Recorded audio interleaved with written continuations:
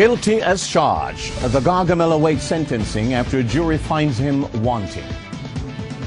Good evening and thanks for joining us for Primetime News. A special welcome to viewers on televisionjamaica.com. I'm Michael Shaw. And I'm Doreen Samuels. Also this evening, the reactions to the Buju Banton verdict from the entertainment sector, the legal fraternity and the man in the street. Bus with teens tumbles over bridge in Kingston. 18 in a hospital. Peter Phillips fumes on fifth day of Manat Co-Commission. Aki poisoning cases spawn health ministry probe. And Sydney's plans irk educators. We'll also have sports, entertainment and weather in the news package, but first we seek your feedback on the following question. Are you surprised by the verdict in the Buju Banton court case? Text the letters TVJ, leave a space and write Y for yes or N for no to 444-2404. That's 444-2404. Stay with us. Primetime News returns after this break.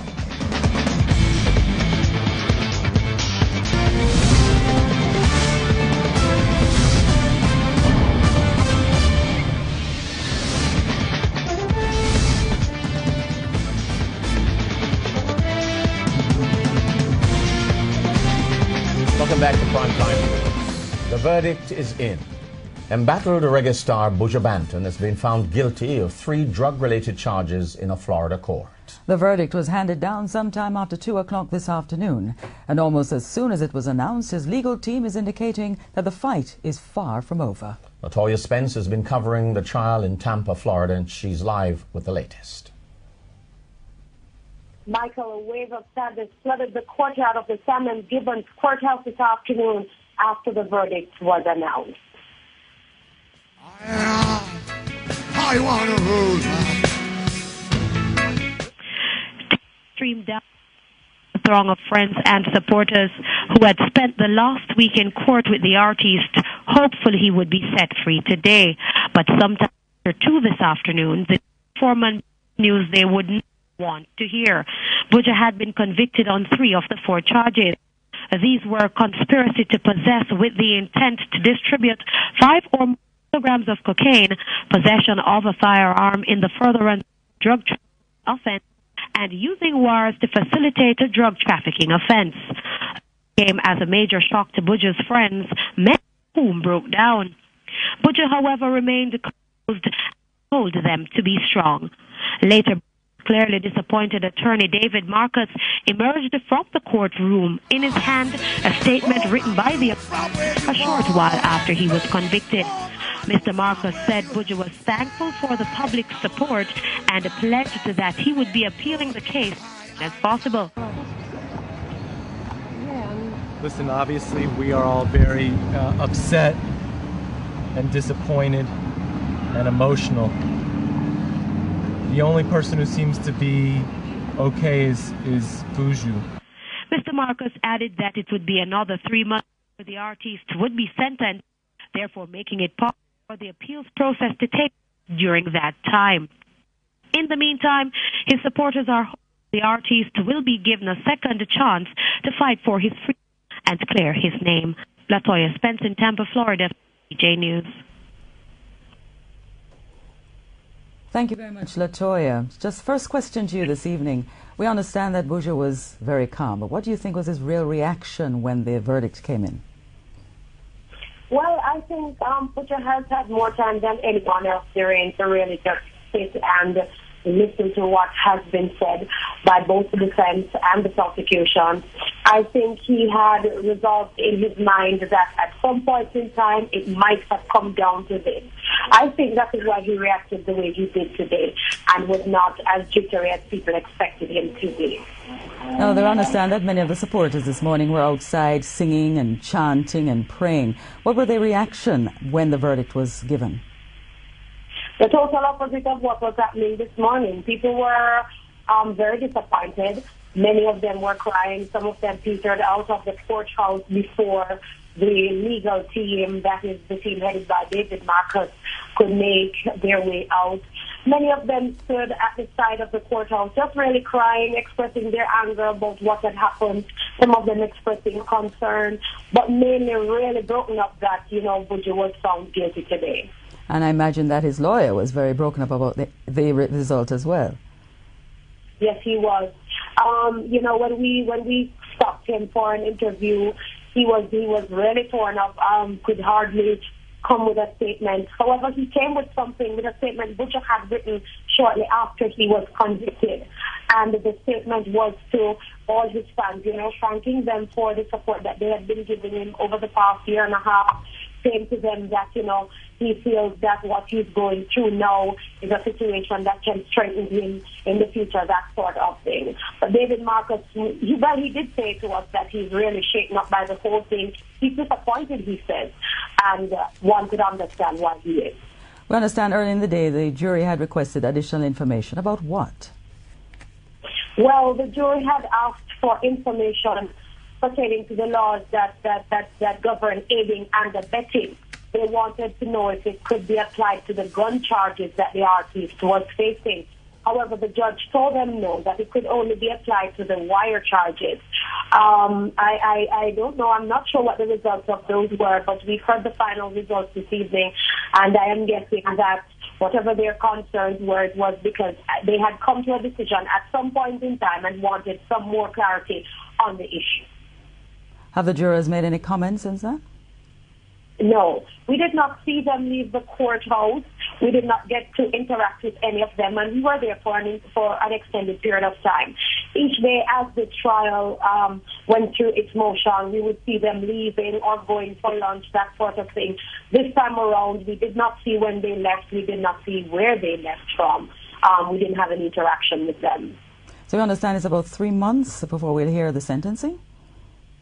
Yes, that's what David Markus says. It will take a 3-month period before he is sentenced. And after that, then the defense will try to pursue, really just trying to get those charges reversed, trying to get an appeal going.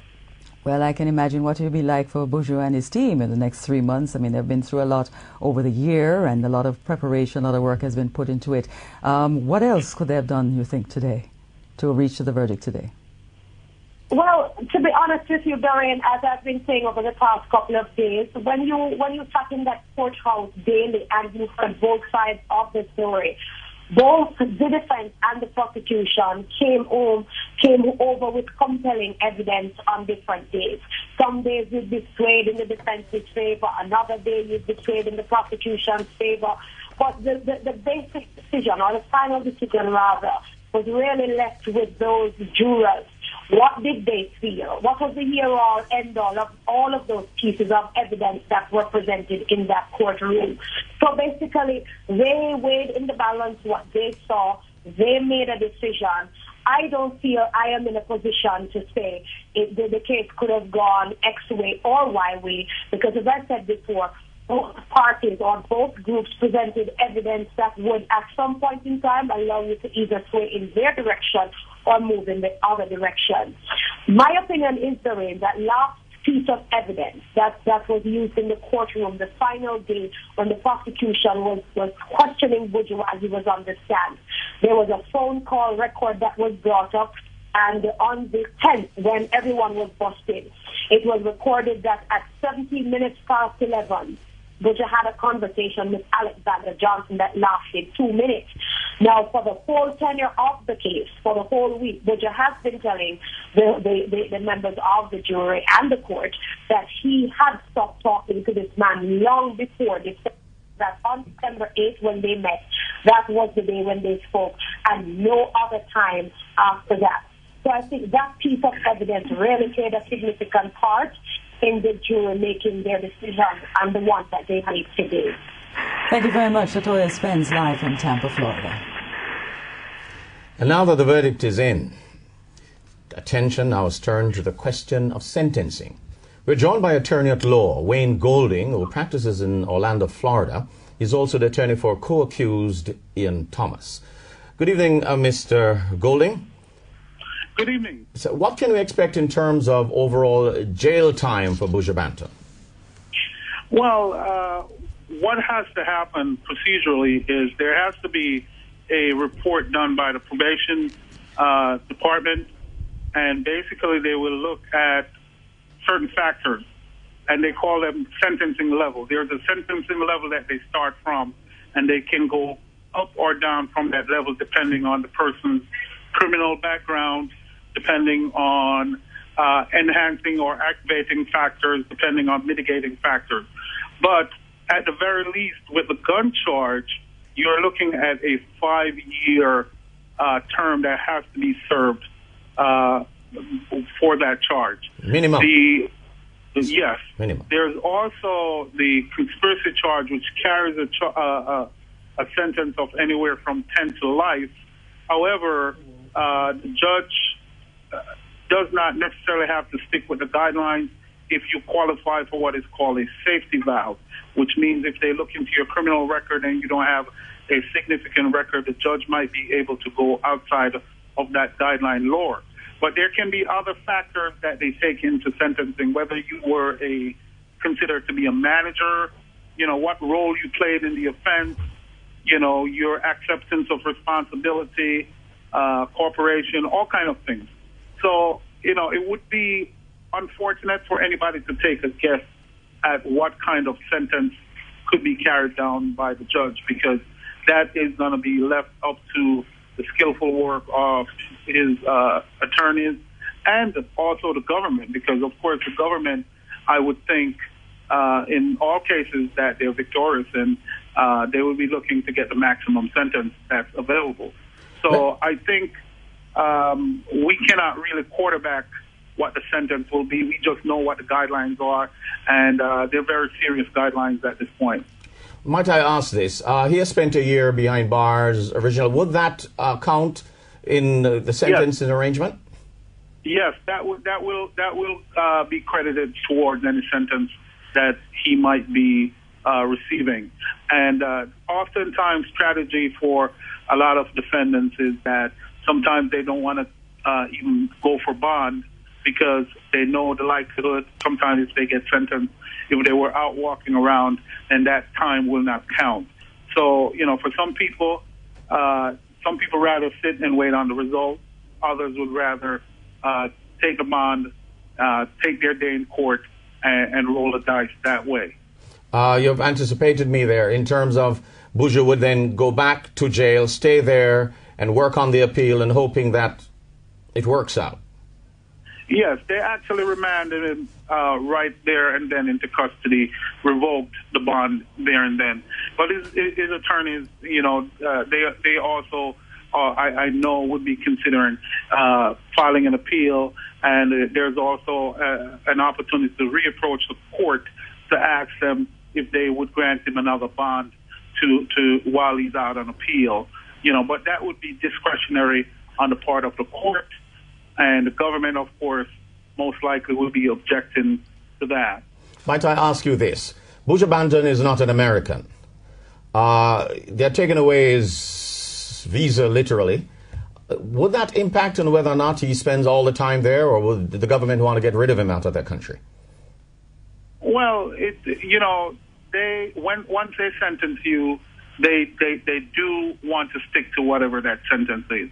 I know Jamaica in particular does not have a sentence and sharing agreement where the person could even come there and spend the rest of their time. No, U.S. has that arrangement with England. But basically, you will get some additional credit for every year you're serving. You're going to get a particular amount of time off. But they will not send him home just because he's not American. Let me tell you this, and I have to make this absolutely clear to all that's listening. This case was not as important to the people in the United States, meaning general populace, as it is to the people in the Caribbean or the people in Jamaica. He, Mr. Myrie, is another person in the system here, as unfortunate as that might sound.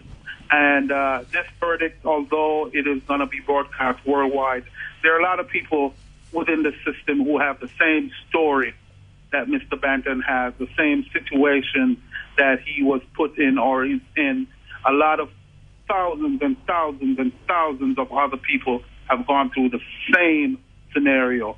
So in terms of level of importance of whether he's an American or not, it really doesn't matter at the end of the day.